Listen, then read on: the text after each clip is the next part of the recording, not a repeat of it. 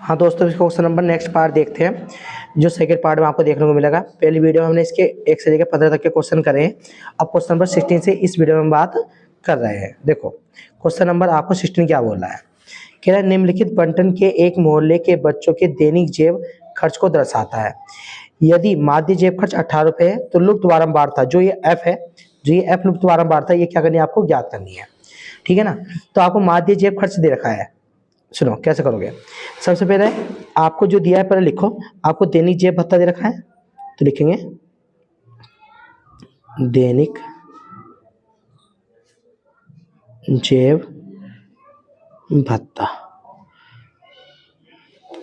किधर रखा है, 11 से 13, 13 से 15, 15 से 17, 17 से 19, 19 से 21, 21 से 23 और 23 से 25।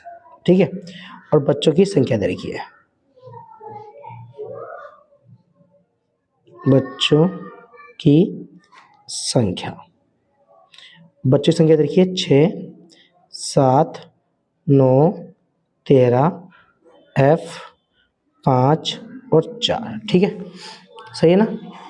अब इसमें क्या करना है, माध्य से पहले क्या करो, माध्य को आपको पता है माध्य से क्या निकालना पड़ेगा, आपको एक्स आई निकालना पड़ेगा और एफ आई और एक्स आई निकालना पड़ेगा। तो पहले एक्स आई निकालते हैं। एक्स आई कैसे निकलता है, इन दोनों का योग कर लो फिर इसको आधा कर दो, वो क्या होता है एक्स आई होता है। ठीक है ना। तो इन दोनों का योग करोगे तो कितना हो जाएगा 24, 24 का आधा कितना हो गया 12। या दोनों की तरीके से, और दूसरा तरीका मैं बताता हूँ आपको। इनमें गैप चेक करो, गैप कितने का है। समय 11 से 13 में 2 का गैप है, 13 से 15 में 2 का गैप है, 15 से 17 में 2 का गैप है, समय 2 का गैप है। तो उस 2 के गैप को, 2 का गैप को क्या कर लो, आधा कर लो। कितना आ गया 1। तो जो ये 1 आया है वो इधरली वाली लाइन में क्या कर दो, जोड़ दो। मतलब 11 में आप 1 जोड़ेंगे तो कितना आएगा 12, 13 में 1 जोड़ेंगे तो 14, 15 में 1 जोड़ेंगे तो 16, फिर 17 में 1 जोड़ेंगे तो 18, 19 में जोड़ेंगे तो 20, 21 में 1 जोड़ेंगे तो कितना हो जाएगा 22, अब कितना हो जाएगा 24। सही है। अब एफ आई एक्स आई इन दोनों की मल्टीप्लाई कर लो। 12 छंग कितना हो गया, देखो ये क्वेश्चन थोड़ा सा एनसीईआरटी ने इस पीडीएफ में थोड़ा क्वेश्चन क्या कर रहा है, गलत कर रखा है। देखो ये जो स्क्रीन पे दिखाई दे रहा है ये आपका क्वेश्चन है, तो यहाँ आपका 7 है और यहाँ आपका 6 है, परंतु पीडीएफ में ये क्वेश्चन क्या हुआ है, गलत छप रखा है। ठीक है ना। तो उसके हिसाब से आप ठीक कर लेना। ठीक है ना। तो देखो यहाँ कितना है आपका 7 और यहाँ आपका है 6। ठीक है ना, इसको थोड़ा ठीक करना। ठीक है, एनसीईआरटी ने गलत छाप दिया है। ठीक है। 12 सत्ते 84, तो मतलब कितना आ जाएगा यहाँ 84। 14 छंग कितना हो गया, चेक करो, 14 छंग 84 होता है। 16 की 9 में करो, 16 9 में कितना होता है 144। 18 इंटू 13, 18 दाम 180 हो जाएगा। 18 का 18 36 18 54, 54 में 180 जोड़ोगे तो कितना आएगा 234। 20 के एफ में करोगे तो 20 एफ हो जाएगा। 22 पंजे 110 हो जाएगा और 24 चौका कितना हो गया 4 में। ठीक है ना। अब इन सबका योग निकाल लो। योग का मतलब क्या होता है, यहाँ से आप योग निकाल लो। योग का मतलब इनको सिग्मा एफ आई निकाल लो और सिग्मा एफ आई और एक्स आई निकाल लो। देखो इन सबको जोड़ो। हाँ दोस्तों, इनको सबको जोड़ो। देखो सबको जोड़ो, जोड़ने पे क्या कहा, इस सबको छोड़ के इन सबको जोड़ के देखो तो यहाँ आ जाएगा 44 प्लस एफ ऐसा का ऐसा ही। ठीक है। अब इन सबको भी जोड़ना, इस बी सबको जोड़ के, जब इन सबको जोड़ोगे तो यहाँ आएगा आपका 752 प्लस इस बी एस आपको 7 में लिख दो। ठीक है ना। सही है। इन सबको जोड़ना, ये तो 752 आ जाएगा। अब पर्सन से क्या दे रखा था, पर्सन से आपको माध्य पता था, क्या दे रखा था माध्य। तो माध्य का फार्मूला होता है, माध्य दे रखा था 18 रुपीज और माध्य का फार्मूला होता है माध्य इक्वल टू क्या दे रखा है, माध्य इक्वल टू क्या होता है sigma F I x I upon sigma F I. माध्य केंद्र रखा है 18 rupees, sigma F I x I 752 plus के 20 एफ अपॉन ये कितना है 44 प्लस का एफ, ठीक है ना। अब इसकी मल्टीप्लाई इसमें करो तो यहाँ जाएगा 18 44 प्लस एफ, यहाँ जाएगा 752 प्लस का 20 एफ। इसकी मल्टीप्लाई इसमें करोगे तो 792 आ जाएगा, फिर 18 के में करोगे तो यहाँ 18 एफ हो जाएगा, 752 प्लस का 20 एफ। अब ये प्लस का जाके माइनस का 752 माइनस के 752 प्लस का जाके माइनस का, और ये 20 एफ ऐसा कैसे ही ये प्लस का जाके माइनस का, यहाँ से घटाओगे तो कितना बचेगा 40 इजक्वल टू यहाँ से आएगा 2f, तो यहाँ से f इजक्वल टू कितना हो जाएगा 40 अपॉन 2, 2 से काट दो तो f की वैल्यू कितनी आ गई 20, ठीक है। ये आ गया आपके बारंबारता, ठीक है ना। अब इसका नेक्स्ट क्वेश्चन देखते हैं। हाँ दोस्तों, अब इस क्वेश्चन नंबर इसका और देखते हैं और क्या बोल रहा है। कह रहा है एक थैले में 3 लाल और 5 काली गेंद है। इस थैले में से एक गेंद ये दार्शा मतलब होता है बिना देखे निकाली जाती है, तो इसकी प्रायिकता क्या है कि गेंद लाल हो कि लाल नहीं हो, सही है ना। देखो सुनो क्वेश्चन क्या कह रहा है, आपको जो दिया है पहले वो लिखो। दिया है एक थैले में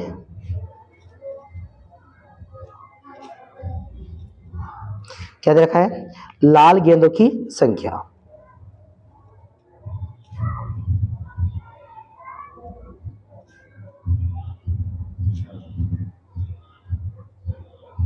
कितनी देखिए आपको 3, और काली गेंदों की संख्या कितनी देखिए आपको,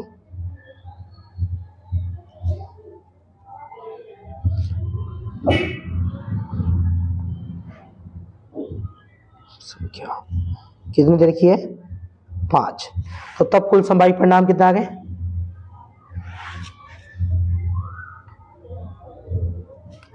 कुल संभावित परिणाम कितने आ गए 3 + 5 = 8, सही है। क्वेश्चन से क्या पूछा गया है कि इसमें से गेंद यदार्थ से निकाल जाती है कि वो लाल हो या लाल नहीं हो। तो पहले लाल गेंद होने के अनुकूल परिणाम निकाल लेते हैं कि लाल गेंद होने के अनुकूल परिणाम कितने हैं। तो लाल गेंद होने के अनुकूल परिणाम,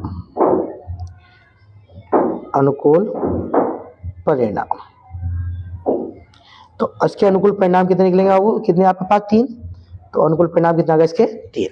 तो अब निकाल लेते हैं नंबर फर्स्ट, लाल गेंद होने की प्रायिकता,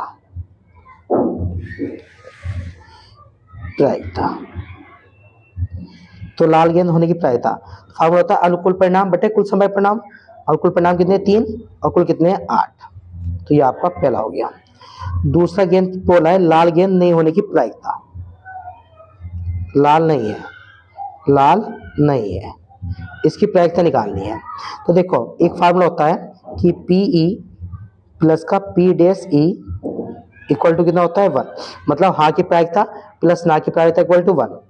तो P' E ये प्लस का जाके माइनस का हो जाएगा PE, तो P' E 1 माइनस हाँ की प्रायिकता कितनी है 3/8, तो यहाँ से एलसीएम ले लो। P' E इक्वल टू 8 × 8 में से 3 घटाओगे तो बचेगा 5/8, ये नहीं की होगी प्रायिकता, ठीक है ना।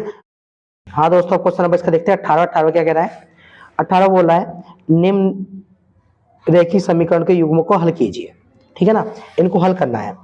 देखो हल करने के लिए आपके पास x y का मान निकालना होता है। इस बार 3 विधि होती है, एक विलोपन, एक बीजगुणन और एक प्रतिस्थापन। तो आप विलोपन विधि से हल कर लो, इसको समीकरण 1 मान लो और इसको समीकरण 2 मान लो, और यहाँ लिखो विलोपन विधि द्वारा हल, विलोपन विधि द्वारा हल। विलोपन विधि में क्या होते हैं, कोई भी एक चर क्या होने चाहिए बराबर होने चाहिए। यहाँ x है, यहाँ 2x है। अगर मैं समीकरण 1 की गुना अगर 2 से कर दूं तो यहाँ 2x हो जाएगा, मतलब ये बराबर हो जाएंगे। तो बराबर करने के लिए क्या करना पड़ेगा, समीकरण 1 की गुणा 2 से करने पर। तो चलो करते हैं। जब 2 की x में करेंगे तो 2x, 2 की y में करेंगे तो 2y बराबर 2 पंजे 10। तो यहाँ दूसरी इक्वेशन कौन चल रही थी आपकी, 2x माइनस के 3y इक्वल टू 4, ठीक है ना। अब यहाँ से क्या करो, चिन्ह बदल दो, माइनस प्लस माइनस, ये कट जाएगा आपका। तो यहाँ से जोड़ के कितना आएगा 5y, यहाँ से घटाओगे कितना आएगा 6, तो ये मल्टीप्लाई जाके डिवाइड में 6/5। तो पहला आंसर आ गया 6/5। तो ये x का मान y का मान आ गया, इक्वेशन फर्स्ट में कर दो, वहाँ से x का मान निकाल लो। तो लिखो y इक्वल टू 6/5 समीकरण 1 में रखने पर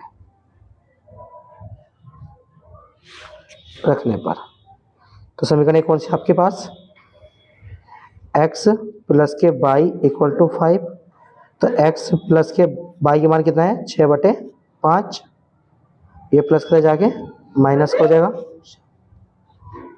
तो 5 पंजे 25 माइनस का 6/5 और 25 में से 6 घटाओगे कितना बचेगा 19/5, ये आपका आंसर हो जाएगा। हाँ दोस्तों, अभी क्वेश्चन नंबर इसका 19वां देखते हैं क्या बोल रहा है। कह रहा है एक आयताकार खेत का विकर्ण उसकी छोटी भुजा से 16 मीटर अधिक है, तो खेत की बड़ी भुजा छोटी भुजा से 14 मीटर अधिक हो, तो खेत की भुजाएं ज्ञात करना है। देखो खेत आपको क्या दे रखा है, एक आयताकार खेत है। तो एक मिनट को पहले इसको थोड़ा सा सही कर लेते हैं, 1 मिनट को, अब ठीक है। तो सुनो, आपके पास क्या है, एक आयताकार खेत है। तो एक आयताकार खेत बनाओ, सही है। आपको जो दिया है पहले वो लिख लो, A B C और D। तो लिखो कि माना ABCD एक आयताकार खेत है जिसके विकर्ण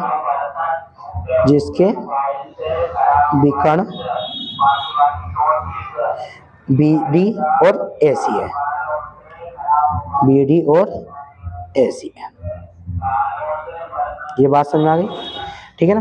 तो क्वेश्चन कह रहा है कि इसका विकर्ण उसकी छोटी भुजा, तो छोटी भुजा इसकी है। तो माना आयत की छोटी भुजा, छोटी भुजा कितना मान लो x, मान लो x मीटर है, कितनी मान लो x मीटर। तो जितनी ये होगी उतनी ही ये होगी, दोनों बराबर होगी। तो ये पता आयत है, आयत के आमने सामने भुजा बराबर होगी, जितनी BC होगी उतनी आपकी AD होगी। तो वो कह रहा है कि इसका जो विकर्ण है वो उसकी छोटी भुजा से 16 मीटर अधिक है। तो इसका जो ये विकर्ण है, ये विकर्ण इसकी भुजा छोटी भुजा से 16 मीटर अधिक है। तो इसमें 16 क्या कर दो, जोड़ दो, ठीक है ना। तो पर्सन से जो इसका विकर्ण दे रखा है, आयत का विकर्ण वो कितना है x प्लस 16 मीटर, ठीक है ना। और क्वेश्चन क्या कह रहा है, इसकी जो बड़ी भुजा है वो छोटी भुजा से 14 मीटर अधिक है। बड़ी भुजा कौन सी, ये वाली। तो ये बड़ी भुजा इससे कितनी है, छोटी भुजा से 14 मीटर अधिक है, ठीक है। तो ये जितनी होगी उतनी ही ये होगी, हाँ है ना, कोई दिक्कत तो नहीं है। तो हम बोलेंगे कि इसमें दिया है पर्सन से कि बड़ी भुजा छोटी भुजा से 14 मीटर अधिक है। तो x में क्या कर दो, 14 जोड़ दो, है ना, ठीक है। तो अब यहाँ देखो, अब देखो तुम्हें पता है कि आयत का प्रत्येक कोण कितना का होता है, 90 डिग्री का होता है। तो ये कोण कितना का है, 90 डिग्री का।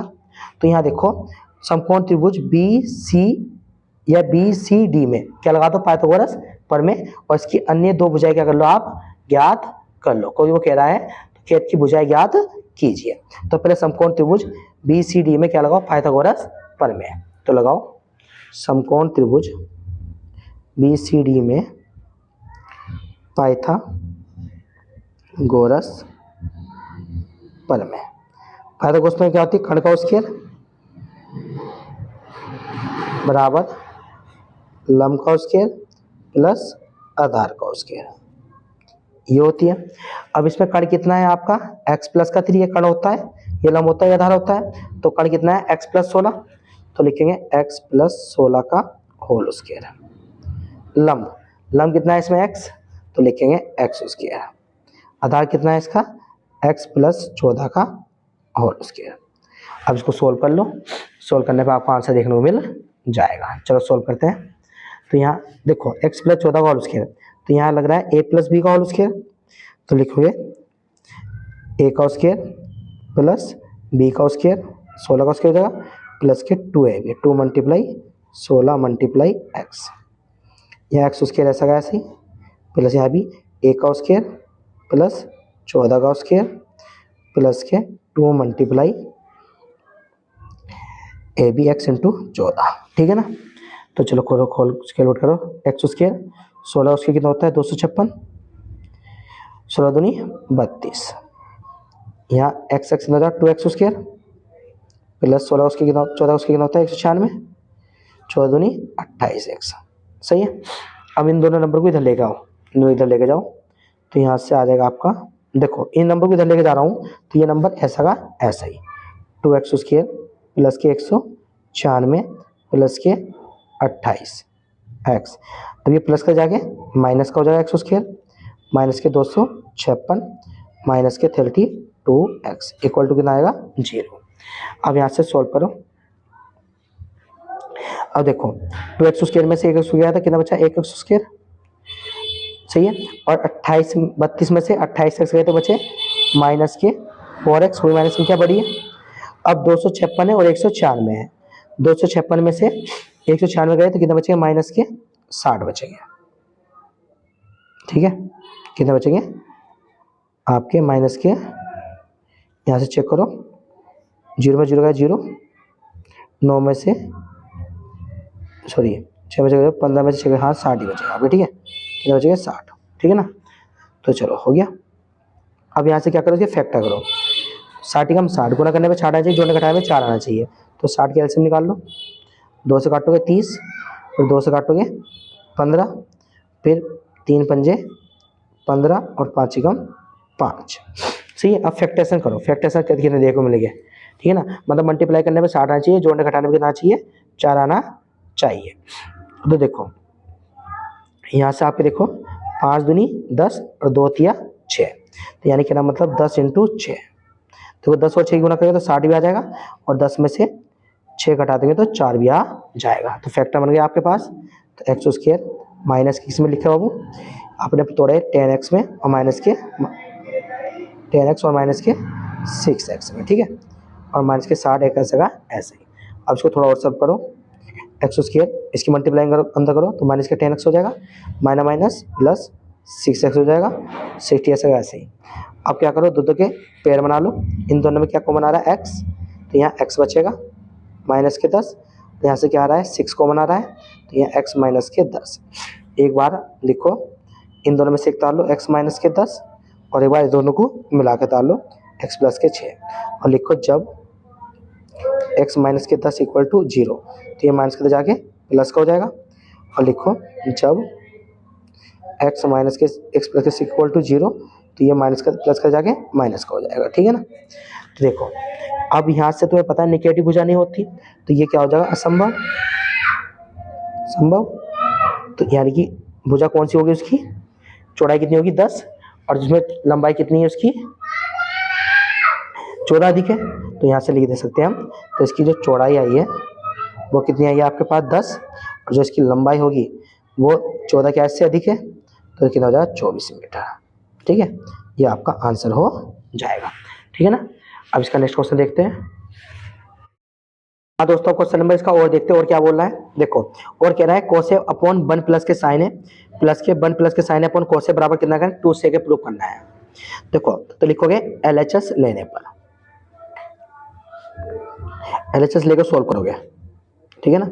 LHS कितना है आपके पास? कोसे 1 प्लस के साइन ए और प्लस के 1 प्लस के साइन ए अपॉन में कितना है कोस ए, ठीक है ना। अब 2 से क्या प्रूव करना है, ठीक है। अब थोड़ा ध्यान सुनो, इसकी मल्टीप्लाई इसमें, इसकी मल्टीप्लाई इसमें, नीचे की नीचे। देखो सुनो, जब कोस की कोस में करोगे तो कोस स्क्वायर हो जाएगा प्लस, जब इसकी इसमें करोगे तो यहाँ 1 प्लस साइन ए का होल स्क्वायर हो जाएगा और नीचे की कोस ए की ब्रैकेट कर दो 1 प्लस के साइन ए, ठीक है ना। अब यहाँ देखो, यहाँ लग रहा है a प्लस बी का होल स्क्वायर, जो होता है a का स्क्वायर प्लस b का स्क्वायर प्लस के 2ab। तो यहाँ कितना हो गया आपका कोस स्क्वायर है प्लस 1 का स्क्वायर 1 आएगा, यहाँ हो जाएगा साइन स्क्वायर है प्लस के 2ab। फार्मूला खोल रहा हूँ, ध्यान रखना, 2 मल्टीप्लाई 1 मल्टीप्लाई साइन है, सही है। अपॉन में क्या चल रहा है कोस है और ब्रैकेट में 1 प्लस के साइन है, ठीक है ना। अब देखो ध्यान से सुनो, ये साइन और कोस बराबर कितना होता है 1, तो इस पूरे के बराबर कितना हो गया 1 और 1 ऐसा का ऐसा ही, 2 1 जा 2, यहाँ आ गया 2 साइन है अपॉन में कोस है ब्रैकेट में 1 प्लस के साइन है, ठीक है ना। अब देखो यहाँ देखो, एक करे कितना हो गया 2, तो 2 प्लस के 2 साइन है अपॉन में कितना हो गया यहाँ से कोस है ब्रैकेट में 1 प्लस के साइन है। अब यहाँ से 2 2 कॉमन ले लो, यहाँ गया 1 प्लस के साइन है अपॉन में कोस है और ब्रैकेट में 1 प्लस के साइन है, ठीक है ना। ये आपस में कट जाएगा, तो यहाँ से कितना आएगा 2 इंटू 1 अपॉन कोस है, और 1 अपॉन कोस किसके बराबर होता है सेक के, तो यहाँ कितना गया सेक है, ठीक है। तो ये आपका प्रूफ हो जाएगा। ध्यान रखना 1 अपॉन कोस किसके बराबर होता है सेक के, तो यहाँ आपको सेक प्रूफ करना था और ये आपका प्रूफ हो गया, ठीक है ना। अब इसका नेक्स्ट क्वेश्चन देखते हैं। हाँ दोस्तों, अब क्वेश्चन नंबर देखते हैं, इसका 21वां क्या बोल रहा है। 21वां कह रहा है कि किसी स्कूल के छात्रों को उनके शैक्षिक प्रदर्शन के लिए 7 नगद पुरस्कार देने के लिए 70 रुपये की राशि रखी गई है। यदि प्रत्येक पुरस्कार अपने से ठीक पहले पुरस्कार से 20 रुपये कम है तो प्रत्येक पुरस्कार का मान ज्ञात कीजिए। देखो सुनो, क्वेश्चन कह रहा है आपके पास क्या है, शैक्षिक प्रदर्शन के लिए आपके पास 7 नगद पुरस्कार है। आपके पास 7 नगद पुरस्कार है, टोटल कितने रखे 700 रुपये रखे गए हैं। अब वो कह रहा है कि पहला पुरस्कार दूसरे पुरस्कार से कितना है बाबू 20 रुपये कम है। तो अब आपको क्या करना है, बताना है कि प्रत्येक पुरस्कार कितने कितने रुपये का था। तो आपको पता नहीं पहला पुरस्कार कितना है, तो मान लो कि माना पहला पुरस्कार ए मान लेते हैं, ठीक है।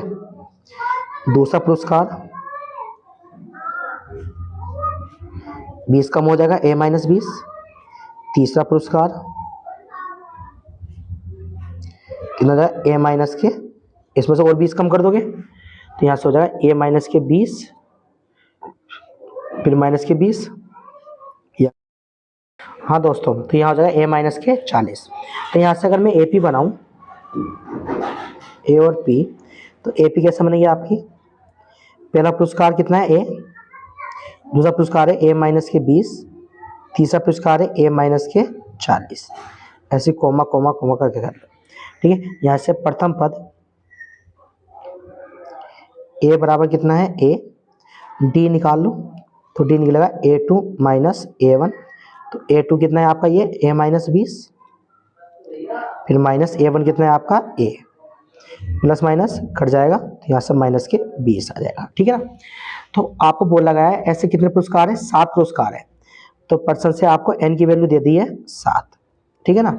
और आपको SN की वैल्यू दे रखी है कि कितने रुपये 70 रुपये, 700 का योग है कितना है इनका 7, टोटल योग कितना है 700 रुपये, ठीक है। सम भी दे रखा है। तो आपको बताना है उनके मेन पुरस्कार कितने के थे। तो सुनो, तो यहाँ से SN का फार्मूला लगा लो। तो यहाँ से लगाओ कि SN बराबर क्या होता है n/2 ब्रैकेट में 2a plus n-1 into D. तो चलो चेक करो, तो 7, एन की वैल्यू 7 हो जाएगी, एन की जगह 7/2 हो जाएगा। तो यहाँ से 2 मल्टीप्लाई ए ऐसा का ऐसे, ए की वैल्यू ए है तो यहाँ एन की वैल्यू 7 -1 हो जाएगा और डी की वैल्यू -20 आ जाएगी। ठीक है ना, ये बात समझ में आ गई। और S7 की वैल्यू कितनी है आपके पास 700 बराबर 7/2, यहाँ से मल्टीप्लाई करोगे तो 2a हो जाएगा। यहाँ से कितना बचेगा आपका 6 इंटू -20, ये मल्टीप्लाई में जाएगा, डिवाइड में आ जाएगा। तो यहाँ से देखो 700 इंटू में 2 और नीचे कितना आ जाएगा 7 बराबर यहाँ से 2a प्लस माइनस माइनस, यहाँ से कितना आएगा आपके पास 120। तो यहाँ से 7 से कट जाएगा ये 100 बार, ये कितनी बार आ गया आपका 200 बराबर 20 से -120, ये माइनस से जाके प्लस का हो जाएगा। तो 200 प्लस का 120 इक्वल टू 2a, यहाँ से जोड़ोगे तो कितना हो जाएगा 320 इक्वल टू 2a, ये मल्टीप्लाई जाके डिवाइड में, तो यहाँ जाएगा 320/2, 2 से काट दो, 2 एकम 2, 2 छंग 12, मतलब कितना आ गया पहला पुरस्कार 160 रुपये का। तो क्वेश्चन के अब सातों के सातों पुरस्कार निकालने हैं।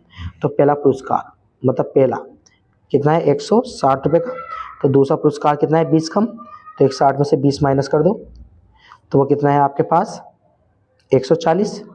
तीसरा पुरस्कार इससे कम है, इससे 1 20 कम है, तो यहाँ से A2 में से फिर 20 कम कर दो, और A2 कितना है 140 माइनस 20, तो कितना गया 120। फिर A3 एक और पुरस्कार निकालो, वो तीसरे से 20 कम है, तो A3 में 20 माइनस कर दो, तो ये कितना है 120 माइनस 20, तो इक्वल टू 100। फिर ऐसे A5 निकाल लो, तो वो चौथे से कितना है 20 कम है, चौथा कितना है 120 माइनस 20, तो कितना आ जाएगा यहाँ से, सॉरी 100 है तो 80। तो A6 निकाल लो, A6 A5 से कितना है 20 कम है, और A5 कितना है 80 माइनस के 20, तो इक्वल टू कितना आएगा 60। फिर A7 निकाल लो, A7 कितना है A6 से 5 कम है, तो यहाँ कितना है 60 माइनस 20 इक्वल टू कितना आएगा यहाँ से 40। तो ये सातों सातों पुरस्कार आपने निकाल लिए और इन सबको जोड़ लेना 700 आ जाएगा, ये आपका आंसर हो जाएगा। ठीक है ना, अब इसका नेक्स्ट क्वेश्चन देखते हैं दोस्तों। अब इसका क्वेश्चन नंबर 22 में देखते हैं क्या बोल रहा है।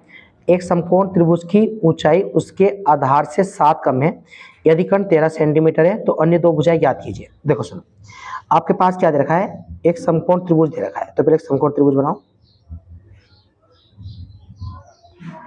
ए और बी और सी। ठीक है ना, क्वेश्चन कह रहा है इसका कर्ण तो आपको 13 सेंटीमीटर दे रखा है, परंतु क्वेश्चन में यहाँ पर लगाया है कि एक समकोण त्रिभुज की ऊंचाई, ऊंचाई कौन होती है लंब, उसकी ऊंचाई जो है उसके आधार से 7 कम है। मतलब इसका जो आधार है, अगर मैं इसका आधार x मान लूं तो जो ऊंचाई है वो इससे 7 कम है। ठीक है, तो आपको अन्य दो भुजाएं क्या करनी है, ज्ञात करनी है। तो पहले जो दिया है पहले वो लिख लो कि माना समकोण त्रिभुज का आधार कितना माना मैंने x सेंटीमीटर, माना समकोण त्रिभुज ABC का आधार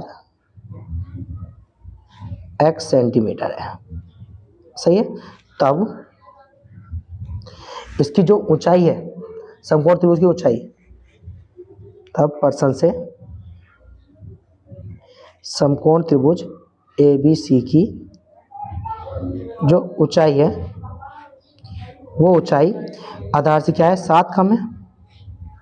ठीक है, और इसका जो कर्ण दे रखा है वो आपको पता ही है, तो कुछ नहीं करना। अब समकोण त्रिभुज ABC में पाइथागोरस प्रमेय लगा दो। समकोण त्रिभुज ABC में पाइथागोरस प्रमेय क्या होती है वो ध्यान से सुनो, एक मिनट को, एक मिनट रुक जाओ। देखो सुनो, पाइथागोरस प्रमेय क्या कहती है, कर्ण का स्क्वायर बराबर लंब का स्क्वायर प्लस आधार का स्क्वायर। तो कर्ण कितना है इसका 13, तो यहाँ 13 का स्क्वायर, लंब कितना है इसका x माइनस 7 का होल स्क्वायर, और आधार कितना है इसका x का होल स्क्वायर। तो देखो 13 का स्क्वायर कितना होता है 169, यहाँ a माइनस बी का होल स्क्वायर लगा लो, a का स्क्वायर प्लस b का स्क्वायर और माइनस के 2ab, तो 2 मल्टीप्लाई एक्स मल्टीप्लाई 7 और यहाँ हो जाएगा एक्स का होल स्क्वायर। ठीक है, तो यहाँ हो जाएगा 169, ये एक एक्स कितना हो जाएगा 2x स्क्वायर, 7 का स्क्वायर कितना हो गया 49, 7 दूनी 14x। अब इन सब नंबर को इधर लेके जाओ, देखो ये प्लस से जाके माइनस का हो जाएगा, तो यहाँ जाएगा 2x स्क्वायर प्लस के 49 माइनस के 14x और माइनस के 169 इक्वल टू 0। इस नंबर को इधर लेके चला गया। ठीक है ना, कोई दिक्कत तो नहीं है। अब थोड़ा यहाँ देखो, इसमें से इसको माइनस करो तो 2x स्क्वायर माइनस के 14x ऐसा का ऐसा ही। देखो माइनस करने पे कितना आएगा, 149 में माइनस करो तो चेक करो कितना आ रहा है आपके पास, 9 में से 9 गए 0, माइनस संख्या बड़ी है। और यहाँ बचेगा आपका 16 में से 4 का कितना बचेगा आपका, यानी कि आपके 120 बच जाएगा। ठीक है ना, कितना बचेगा 120 इक्वल टू 0। अब यहाँ से 2 कॉमन ले लो, तो यहाँ बचा एक्स स्क्वायर 2 सत्ते 14x और यहाँ से कितना बचा 60 बार और इक्वल टू 0। ये मल्टीप्लाई जाके डिवाइड में, तो यहाँ से आ जाएगा एक्स स्क्वायर माइनस के 7x माइनस के 60 इक्वल टू 0। अब इसके फैक्टर कर लो, 60 कम 60 तो 60 के एलसीएम निकाल लो, 2 से काटो 30 बार, फिर 2 से काटो 15 बार, 3 पंजे 15 और 5 कम 5, गुना करने पे 60 आना चाहिए, जोड़ने घटाने में 7 आना चाहिए। तो देखो कितने फैक्टर निकलेंगे, 3 दूनी 6, 6 दूनी 12, 12 इंटू 5, 12 पंजे 60 हो जाएगा और 12 में से 5 घटा देंगे तो 7 भी आ जाएगा। तो यहाँ से कितना आ गया आपके पास एक्स स्क्वायर माइनस के 12x माइनस के 5x और माइनस के 60 ऐसा का ऐसे इक्वल टू 0 ऐसा का ऐसे ही। अब यहाँ से देखो एक्स स्क्वायर ऐसा का ऐसे ही, माइनस प्लस माइनस और माइनस माइनस प्लस और माइनस के 60 इक्वल टू 0 ऐसा का ऐसा ही। इन दोनों में 2 के जोड़े बना लो, इनमें क्या कॉमन आ रहा है x, तो यहाँ x माइनस के 12, यहाँ से क्या आ रहा है 5, तो यहाँ से x माइनस के 12, जब 5 को डिवाइड लगाओ 60 को तो यहाँ 12 ही बचेगा इक्वल टू 0। इन दोनों में से एक तार लो और इस नंबर को मिला के तार लो और लिखो जब x माइनस के 12 इक्वल टू, ये माइनस के जाके प्लस का, और लिखो जब x प्लस के 5 इक्वल टू 0, तो ये प्लस का जाके माइनस का, तो ये क्या है असंभव है। तो यानी कौन सा आया, इसका आधार कितना आया 12, तो लिखो इसका जो आधार है वो कितना है 12 सेंटीमीटर। तो यहाँ से ऊंचाई कितनी आ जाएगी, यहाँ से इसकी x 12 माइनस 7, 12 में 7 घटा दो कितना बचा 5 सेंटीमीटर। ये आपका आंसर हो जाएगा। अन्य 2 भुजा आपको ये देखने को मिल। तो देखता चॉइस क्या बोलता है कि वह सिद्ध कीजिए कि यदि किसी त्रिभुज की एक भुजा के समांतर अन्य 2 भुजा भिन्न भिन्न बिंदुओं पर प्रतिच्छेद करने के लिए एक रेखा खींची जाए तो ये अन्य 2 भुजा एक ही अनुपात में विभाजित करती है या नहीं करती है। सुनो देखो आपके पास क्या है, सिद्ध करना है कि एक त्रिभुज है, तो पहले एक त्रिभुज बनाओ, थोड़ा मिस्टेक हो गया, सही तरह बनाओ ठीक है। तो कोई नहीं, थोड़ा घर लगा लेते हैं ठीक है। ये हो गया आपका त्रिभुज ए बी और सी, क्या आपके पास त्रिभुज ए बी सी है। वो कह रहा है त्रिभुज एक भुजा के समांतर, मतलब एक भुजा कौन सी ले लो बी सी, इस भुजा के समांतर, इस भुजा के समांतर मैंने एक लाइन खींच दी डी और ई, समांतर 2 भुजाओं को भिन्न भिन्न बिंदुओं पर प्रतिच्छेद करने के लिए ए बी वाले को भिन्न बिंदु डी पर प्रतिच्छेद कर रही है और ए सी वाली भुजा को बिंदु ई पर प्रतिच्छेद कर रही है। करने के लिए एक रेखा खींची जाए, तो रेखा खींच दी हमने। तो ये अन्य 2 भुजाएं कौन सी है, ये वाली एक ए बी और एक ए सी एक ही अनुपात में विभाजित करती है। मतलब अन्य 2 भुजाएं बताना है कि ये A D upon D B बराबर ए ई अपॉन ई सी एक ही अनुपात में विभाजित करती है या नहीं करती है, वो आपको प्रूव करना है, ये आपको प्रूवमेंट देनी है ठीक है ना। ये एक थ्योरम है जो आपको 6 चैप्टर में देखने को मिलती है। तो सबसे पहले आपको क्या करना है, सबसे पहले जो दिया है पहले वो लिखते हैं, माना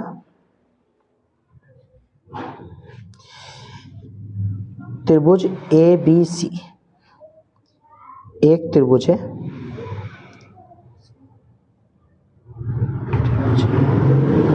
जिसमें भुजा BC के समांतर एक अन्य भुजा जो बिंदु AB और AC को D और E पर काटती है। ठीक है, तो भुजा BC के समांतर D खींची गई है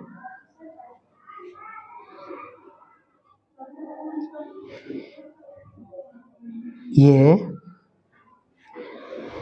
अन्य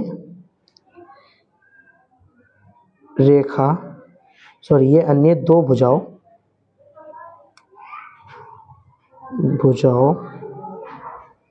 AB और AC, एक AB और एक AC को क्रम से बिंदु D और E पर काटती है। ठीक है, सही है। सिद्ध क्या करना है वो लिख दो। सिद्ध करना है कि इन दो भुजा का अनुपात के बराबर है या नहीं है। मतलब AD अपॉन DB बराबर AE अपॉन EC। ठीक है ना। अब सबसे पहले आपको क्या करनी पड़ेगी, इसके लिए रचना करनी पड़ेगी। रचना क्या करनी पड़ेगी, थोड़ा ध्यान से सुनना। इसके लिए आपको रचना करनी पड़ेगी। रचना में क्या करना पड़ेगा, ध्यान सुनो। देखो रचना में क्या करना पड़ेगा आपको कि पॉइंट B से E और D से C, मतलब पॉइंट B से E को मिलाना है। सही है। तो जब पॉइंट आप B से E को मिला रहे हो तो यहां आपको ABE एक त्रिभुज मिल जाएगा जो आपको काम में देखने को मिलेगा। कौन सा, ध्यान से सुनो, ये वाला A B और A। इसमें समांतर भुजा कौन सी है, वाली D। ठीक है, और C से D को मिलाओ तो यहां भी एक त्रिभुज मिल जाएगा आपको। कौन सा वाला, ये वाला A C और D, इसमें ये भुजा समांतर है। ठीक है ना। सबसे पहले आपको क्या करना है, रचना में क्या करना है, पहले B और E और C और D को आपस में मिलाना है। तो पहले B और E तथा C और D को मिलाए। सही है, मिला दिया। इसके बाद आपको रचना और करनी है। एक D से M लंब डालना पड़ेगा AC वाली भुजा पे, और E से N लंब डालना पड़ेगा AB वाली भुजा में। तो आपको ये भी डालना पड़ेगा कि DM लंब है भुजा कौन सी पे, AC वाली पे, और एवं EN लंब है भुजा कौन सी वाली पे, AB वाली पे। ठीक है ना। अब इसका हल देखो सुनो। हल करने के लिए मैंने सबसे क्या करना है, ये फर्स्ट पॉइंट निकालना है। फर्स्ट पॉइंट ADE, पहले आप निकालोगे इसमें ADE का क्षेत्रफल, फिर निकालोगे BDE का क्षेत्रफल, फिर दोनों में आपस में क्या कर दोगे, डिवाइड लगा दोगे। और इनमें जो लंब होने वाला है वो कौन है आपके पास, वो आपको कौन सा है, देखो सुनो। जो इसमें लंब होगा वो है आपका EN। ठीक है, ये वाला इसमें क्या होने वाला है, ऊंचाई जो काम में होगी। ठीक है ना। और इसमें जो ऊंचाई काम में होगी, इसमें ऊंचाई कौन सी होगी, DM। ध्यान रखना ठीक है चीज का। तो सबसे पहले इसको दो पार्ट में निकालें। इस पूरे ट्रायंगल का क्षेत्रफल निकालने के लिए हमें क्या करना पड़ेगा, पहले ADE का क्षेत्रफल निकालना पड़ेगा, फिर B आपस में क्या करना पड़ेगा, डिवाइड लगाना पड़ेगा। तो हल करते हैं। तो देखो अब तो पे निकाल लो एरिया ADE का क्षेत्रफल। तो फार्मूला होता है इसका 1/2 बेस, तो 1/2 इसकी बेस कौन सी है आपके पास, देखो यहाँ से सुनो, इस ADE में चेक करो, तो इसमें आधार कौन है आपका AD और लंब कौन है आपका EN, सॉरी ऊंचाई। सही कहा। दूसरा वाला त्रिभुज निकाल लो, कौन कौन सा, BDE। इक्वेशन फर्स्ट मान लो। अब निकाल लो एरिया DE का क्षेत्रफल। तो उसके लिए 1/2 इसकी बेस कौन है BD और ऊंचाई आपकी EN ही रहने वाली है। ठीक है। अब दोनों को आपस में डिवाइड कर दो। समीकरण 1 डिवाइड बाय समीकरण 2। ADE का ADE का क्षेत्रफल बराबर कितना होता है 1/2 इंटू में AD इंटू में EN अपॉन BDE का क्षेत्र। तो उसके लिए आता है आपका 1/2 इंटू में BD इंटू में EN और AD से यहाँ से आएगा आपका AD अपॉन BD, 3 बना के छोड़ दो। ठीक है ना। अब इसी प्रकार इस वाले ट्रायंगल में देखो, तो इसमें क्या करोगे, E का क्षेत्रफल निकालोगे, फिर DEC का क्षेत्रफल निकालोगे, फिर उसकी आपस में क्या लाओगे, D को यहाँ से निकाल के दिखाई दी। पहले आपने लेना है ये वाला, पहले आपको ये वाला लेना है त्रिभुज, ये वाला पूरा, इसमें ADE का क्षेत्रफल निकालना है, फिर दोनों को आपस में डिवाइड लगानी है। फिर इसी में आपको दूसरा ये वाला लेना है, ADE का क्षेत्रफल निकालना है, फिर DEC का क्षेत्रफल निकालना है, उन दोनों को आपस में डिवाइड लगानी है। तो पहले तो हमने बात कर ली, वहां से इक्वेशन लगा दी। अब हम देखते हैं दूसरे वाले पार्ट में। ठीक है ना। आप ADC में ADE का क्षेत्रफल निकालना है, तो चलते हैं निकालने 1/2 को। तो अब यहाँ देखो, ठीक है ना, तो यहाँ देखते हैं, देखो सर, तो पहले इसका मैं डायग्राम बना लूँ दूसरे में। ठीक है ना। फिर हम इसमें देख रहे हैं, ठीक है, इस वाले में। अब निकाल लो एरिया ADE का क्षेत्रफल, दोबारा निकालना है पुनः। फॉर्मूला वही होगा 1/2 बेस इंटू हाइट। तो 1/2 इंटू, अब की बार बेस कौन सी लेनी है, AE। कौन सी लेनी है वो, ये वाली आपके पास। अब की पहली बार आपने कौन सी ली थी, इसमें AD वाली ली थी, तो अब की बार कौन सी लेकर चलनी है आपको, AE वाली, और इंटू इसका लंब कितना है DM। ये समय कितनी मान लो 4, कोई 3 बना रखी है। फिर एरिया निकाल लो, एरिया कौन सा निकालोगे, DEC, एरिया DEC का क्षेत्रफल। फॉर्मूला ये रहेगा 1/2 बेस इंटू हाइट। तो इसमें बेस कौन है, EC, और हाइट कौन सी है, DM। ये समीकरण कितनी हो गई, 5। ठीक है ना। अब आपस में डिवाइड लगा लो, समीकरण 4 डिवाइड बाय समीकरण 5। तो यहाँ से आ जाएगा एरिया ADE का क्षेत्रफल अपॉन एरिया DEC का क्षेत्रफल बराबर 1/2 AE इंटू में DM और अपॉन 1/2 इंटू में EC इंटू में DM। तो यहाँ से क्या मिलेगा आपको, DM से DM ये पूरा कट जाएगा और 1/2 हाफ से कट जाएगा, तो यहाँ से आएगा AE और यहाँ जाएगा EC। ये समीकरण कितनी होगी आपके पास, 5 तो बन गई थी 6। ठीक है ना। अब देखो, तुम्हें एक बात चीज़ नोटिस करने की बात है, ध्यान से सुनना। ठीक है ना। तो देखो यहाँ नोटिस करने वाली बात क्या है, ध्यान सुनो।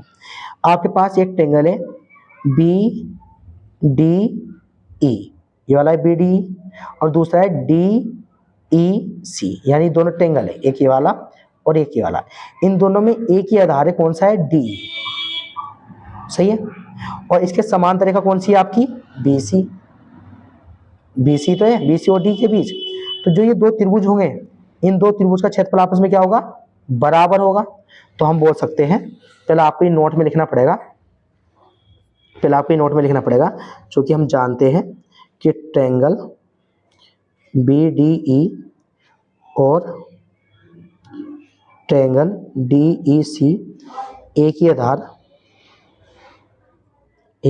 आधार कौन सा आधार था उनका, अभी बताया था मैंने, DE, तथा समांतर रेखा कौन सी है उनकी, रेखा BC के बीच दो त्रिभुज है। तो तब उनका एरिया आपस में क्या होगा, बराबर होगा। एरिया BDE बराबर होगा एरिया DEC के। तो तब हम समीकरण 3 व समीकरण 6 से हम बोल सकते हैं कि समीकरण 3 से कौन सी है आपकी, समीकरण 3 देखो, समीकरण 3 कौन है, AD/VD, और समीकरण 6 कौन सी है, AE/EC। तो यहाँ से हम बोल सकते हैं कि आपस में क्या होगी, बराबर होगी। तो AD/DB बराबर AE/EC। ये आपको प्रूफ करना था, ये आपका प्रूफ हो गया है। अब इसका नेक्स्ट क्वेश्चन देखते हैं।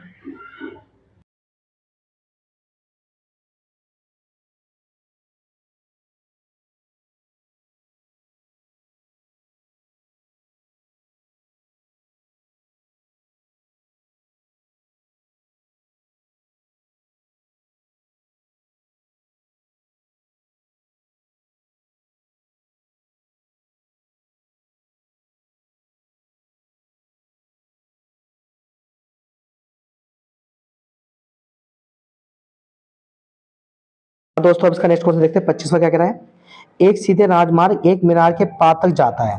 तो मीनार के शिखर पर खड़ा एक आदमी कार के को 30 अंश के अवनमन कोण पर देखता है, जो मीनार के पात की ओर एक समान चाल से जाता है। तो 6 सेकंड बाद कार का अवनमन कोण 60 अंश हो गया है। तो इस बिंदु में मीनार के पास बिंदु पर पहुंचने पर कार द्वारा समय ज्ञात कीजिए। देखो क्वेश्चन देखो क्या कह रहा है, एक सीधे राजमार्ग एक मीनार के पात तक साधा है। तो क्वेश्चन कह रहा है एक मीनार है आपके पास और एक राजमार्ग है, राजमार्ग को हम हाईवे से बोलते हैं, ठीक है ना। ये आपकी मीनार है, आप बोल सकते हो कि आपकी क्या है, मीनार है, ठीक है। ये मीनार हो गई, ठीक है ना, और ये राजमार्ग हो गया आपका, ठीक है ना। तो ये राजमार्ग इस मीनार के पार तक जाता है। तो वो कह रहा है मीनार के शिखर पर खड़ा एक आदमी, मीनार के शिखर पर एक आदमी खड़ा है। चलो इस लालन बाइट आपको शिखर पर खड़ा कर दो, सही है। शिखर पर खड़ा एक आदमी एक कार को 30 डिग्री अंश पर देखता है। तो वो एक कार को देख रहा है, तो यहाँ कार बना लो, ठीक है ना, वैसे रेडा बन गया ये। तो चलो ध्यान से समझ जाना, ठीक है। कार को क्या देख रहा है, 30 डिग्री अंश पर देख रहा है, यहाँ से ऊपर से 30 डिग्री कौन से पे, अवनमन कोण पे। तो क्षैतिज रेखा कौन सी होगी इसकी वाली, और दृष्टि रेखा कौन सी होगी, तो अवनमन कोण कहाँ बनेगा इसका, यहाँ 30 डिग्री, सही है। तो वो कह रहा है कि अब जो मीनार के पात की ओर एक समान चाल से 6 सेकंड बाद अवनमन कोण कितना 60 डिग्री हो जाता है, मतलब यहाँ से यहाँ तक पहुंच गई। तो वो 6 सेकंड बाद यहाँ से इसका अवनमन कोण कितना हो गया, अवनमन कोण कितना हो गया, पूरा ये 60 डिग्री का हो गया। तो अब बताना है कि इस बिंदु से पात तक पहुंचने में, इस बिंदु से पात तक पहुंचने में उसको कितना समय लगेगा, वो समय क्या करना है आपको ज्ञात करना है। तो इसका नाम दे दो ए, इस पॉइंट को बी दे दो, सी, डी और ई, सही है। तो देखो सुनो, आपको पता है इसमें ए बी डी में है, आपके पास ए बी क्या है, मीनार है। तो फिर लिखेंगे कि माना ए बी एक मीनार है, ये बात आपको पता है। और आपको अवनमन कोण दे रखे हैं, एंगल ई ए डी, कितना रखा है 30 डिग्री, और एंगल ई ए सी कितना रखा है आपको 60 डिग्री, ठीक है। तो सिंपल सी बात है, तो यहाँ से एकांतर कोण से ये वाला एंगल कितना होगा 30 डिग्री, और ये वाला एंगल कितना होगा 60 डिग्री। तो आप बोल सकते हो एकांतर कोण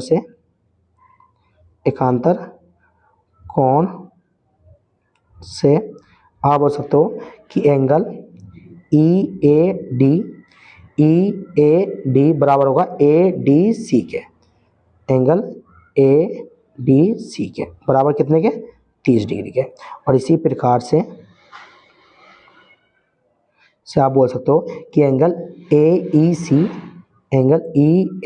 सी बराबर होगा एंगल ए सी बी के कितने के?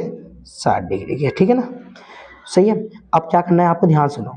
अब सबसे पहले समकोण त्रिभुज लेना है, बड़ा वाला समकोण त्रिभुज ए बी डी में। ठीक है ना, तो समकोण त्रिभुज लगाओ ए बी डी में। ठीक है ना,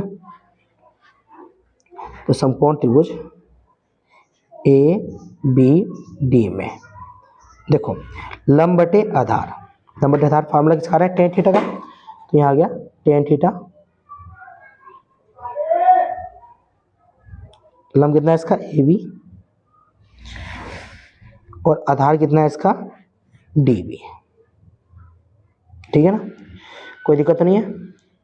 अब यहाँ से ध्यान से सुनो, टेन थीटा बड़े वाले में थीटा कितना है? 30 डिग्री। तो टेन 30 डिग्री। ए बी इसकी ऊंचाई है, परंतु आपको पता है कि जो डी सी है, डी बी है, ये दो पार्ट में डिवाइड है, एक डी सी में और एक बी सी में। तो D C plus B C दो पार्ट में डिवाइड कर लिया। आपको पता है टेन 30 का मान कितना होता है? टेन 30 का मान होता है 1/√3। तो यहाँ से ए बी और डी सी कितना रखा है? 6 और बी सी ऐसा का ऐसा ही क्रॉस मल्टीप्लाई कर लो। यहाँ देखो, यहाँ करोगे 6 प्लस के B C equal to √3 A B. तो यहाँ से आपको क्या निकालना है? ए बी निकालना है।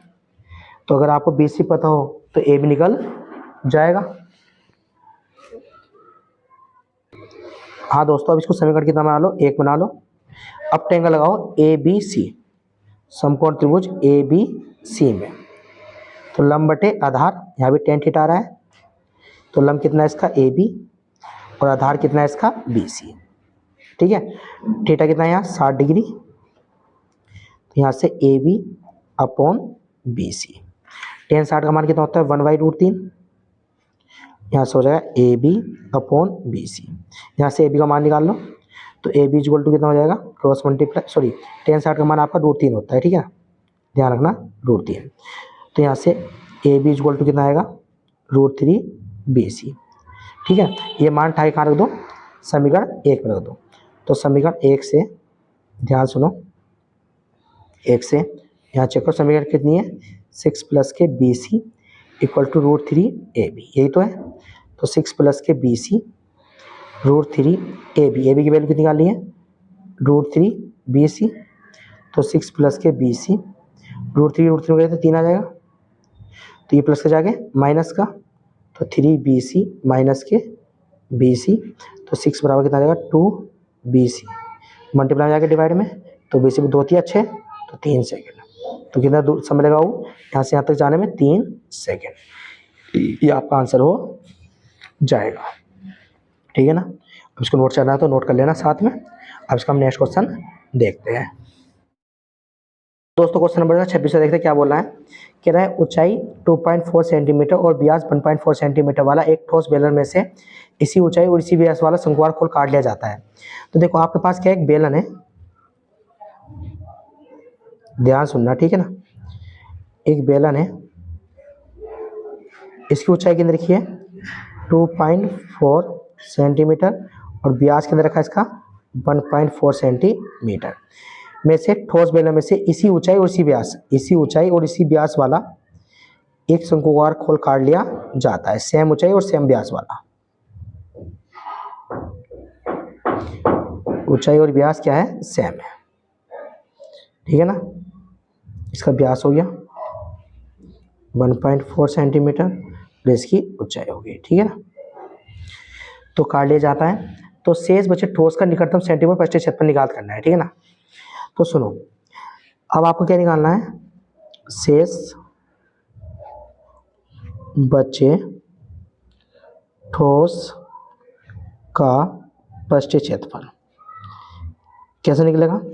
इस बेलन का पृष्ठ क्षेत्रफल निकाल लो और इस शंकु का वक्र क्षेत्र निकाल लो। बेलन का वक्र पृष्ठीय क्षेत्रफल और प्लस शंकु का वक्र क्षेत्र निकाल लो। वक्र पृष्ठीय क्षेत्रफल, ठीक है, कोई दिक्कत तो नहीं है। देखो बेलन का वक्र क्षेत्र कितना होता है 2πr/h और इसका कितना होता है शंकु का πr/l, ठीक है ना, कोई दिक्कत तो नहीं है। अब क्वेश्चन में कह रहा है कि अब आपको क्वेश्चन में रखने के लिए इसकी ऊंचाई पता है, त्रिज्या क्या होती है बेलन की, व्यास का आधा हो जाएगा त्रिज्या हो जाएगी, परंतु आपको इसका एल का मान नहीं पता। तो अगर एल निकालने जाओगे तो एल का होता है फार्मूला रूट में R square plus H square. तो एल इक्वल टू रूट में आर, आर कितनी होगी इसकी 1.4 का आधा कितना हो जाएगा 0.7 और 2.4 का स्क्वायर, मतलब एल इक्वल टू कितना आएगा 7 0.49 और 14 से 576 5.76, ठीक है। अब इनको जोड़ोगे तो यहाँ से एल इक्वल टू कितना आएगा 6.25 और 6.625 का होता है 25 का, यानी कितना है 2.5, तो एल कितना आ जाएगा इसका 2.5, ठीक है ना। तो यहाँ से निकाल लो 2 ऐसा कैसे ही, पाई का मान 22/7, आर कितना है 0.7 आ जाएगा, व्यास का आधा त्रिज्या होती है, व्यास 1.4 था आधा 0.7, ऊंचाई कितनी है इसकी 2.4, ऐसे पाई का मान 22/7 और आर का मान कितना है इसका भी 0.7 और एल कितना है 2.5, ठीक है ना। अब इसको सोल्व कर लो, यहाँ से सोल्व करो इसको, पॉइंट आया 0 बढ़ाई 7 से 7 कट गया 2 पंजे 10, ठीक है ना। तो यहाँ गया 22 × 2.4/5 और यहाँ से प्लस की यहाँ भी सेम टू सेम करो, पॉइंट आया 0 बाई, पॉइंट आया 0 बढ़ाई 7 से 7 कट गया 5 दूनी 10 5 पंजे 25 5 5 दूनी 10, तो यहाँ कितना हो गया 22/2 दूनी 4, ठीक है ना। अब यहाँ भी देखो पॉइंट आया 0 बढ़ाई 2 पंजे 10, ये कट गया 11 बार, ठीक है ना। तो यहाँ से आ गया 11 × 24 5 दूनी 10 प्लस का 24/4, ठीक है ना। अब इसको कैलकुलेट कर लेना, कैलकुलेट करके आप आंसर ला सकते हो। अब मैं नेक्स्ट क्वेश्चन दिखाता हूँ आपको, क्योंकि वीडियो बहुत लंबी हो रही है, ठीक है ना, इसलिए अब हम नेक्स्ट क्वेश्चन देखते हैं। इसके आगे तुम कैलकुलेशन कर सकते हो, इन दोनों की मल्टीप्लाई क्रॉस मल्टीप्लाई करके इस नंबर से इसको नंबर को जो आएगा वो डिवाइड कर लेना, आंसर देखने को मिल जाएगा। अब इसका नेक्स्ट क्वेश्चन देखते हैं। देखो नेक्स्ट क्वेश्चन क्या कह रहा है, नेक्स्ट क्वेश्चन कह रहा है यदि नीचे दिए हुए बंटन का माध्यक 28.5 है तो एक्स वाई का मान ज्ञात करना है। तो आपको माध्यक दे रखा है, तो माध्यक में आपको सुनो, सबसे पहले ये जो x और y है ये वैल्यू क्या करनी है आपको फाइंड आउट करनी है।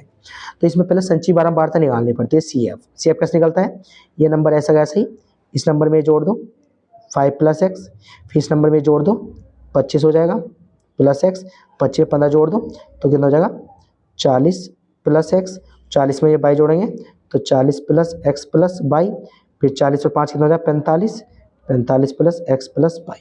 अब देखो इसकी एक खास बात होती है, ये नंबर आपस में क्या होते हैं बराबर होते हैं।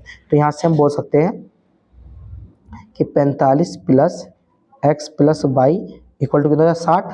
तो यहाँ से x + y equal to 60 minus के 45, तो यहाँ से आ जाएगा x + y इक्वल टू कितना आ गया यहाँ से 15। इसको समीकरण बना के छोड़ दो।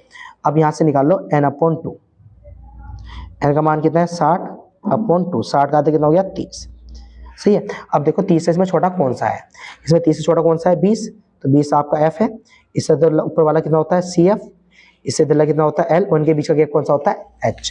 तो यहाँ से f की वैल्यू कितनी होगी आपके पास 20, ऊपर वाला कितना होता है CF कितना आया 5 + x और L की वैल्यू कितनी आ गई 20 और H की वैल्यू गैप कितना का था 10 का, ठीक है ना। देख चेक कर लो एक बार, ठीक है। देखो ध्यान से सुनो कि जो 30 आया इसमें जो छोटा नंबर होता है वो आपका f होता है, f से इधर वाला नंबर छोड़ के जो ऊपर वाला नंबर होता है वो आपका CF होता है, इसमें जो इधर वाला नंबर होता है वो आपका L होता है, इनके बीच का जो गैप होता है वो आपका H होता है। तो अब लगाओ माध्य का फार्मूला, सही है, यहाँ चेक करो। देखो माध्य का फार्मूला होता है L + के n/2 माइनस के CF/f * में H। चलो माध्य कितना दे रखा है क्वेश्चन ने माध्य दे रखा है 28.5, देखो ये दे रखा है 28.5, तो यहाँ रख दो 28.5। एल की वैल्यू कितनी निकाली आपने 20 प्लस का n/2, n/2 कितना था आपका 30 माइनस सी एफ कितना है 5 प्लस एक्स। तो देखो ये प्लस का है तो बड़ा ब्रैकेट लगाओ यहाँ, ये 5 प्लस एक्स ब्रैकेट में लिखो, अपॉन में एफ की वैल्यू कितनी है 20 और इंटू में एच की वैल्यू कितनी है 10। ठीक है ना। तो ये प्लस का जाके माइनस का 28.5 माइनस के 20 बराबर 30 minus plus minus minus plus minus upon में कितना हो जाएगा 20 इंटू में कितना हो जाएगा 10। 0 से 0 कटा, यहाँ 2 बार कट गया, यहाँ से कितना है 8.5 आ जाएगा, यहाँ बचा 25 माइनस एक्स बटा 2। ये भाग में 4 गुना हो जाएगा, यहाँ से करोगे तो कितना हो जाएगा 17। तो ये हो गया 25 माइनस एक्स, इसको एक्स को इधर ले जाओ, इस नंबर को इधर ले जाओ, तो एक्स इक्वल टू कितना हो गया 25 माइनस के 17, तो एक्स इक्वल टू कितना आ गया यहाँ से 8। सही है। तो एक्स का मान 8 निकाल लिया, एक्स का मान 8 के समीकरण 1 में रख दो, वहाँ से वाई का मान निकाल लो। एक्स इक्वल टू 8 समीकरण 1 में रखने पर, तो समीकरण 1 कौन सी थी, एक्स प्लस के वाई इक्वल टू 15 और एक्स का मान कितना निकाला है 8 प्लस के वाई इक्वल टू 15, ये प्लस के जाके माइनस का, तो यहाँ से वाई इक्वल टू कितना आएगा यहाँ से आपके पास 7। तो हमने दोनों मान निकाल लिए। ठीक है ना। अब इसका नेक्स्ट पेपर सोल्व करेंगे हम 2023 का, तो आप वीडियो में बने रहिए। ठीक है ना।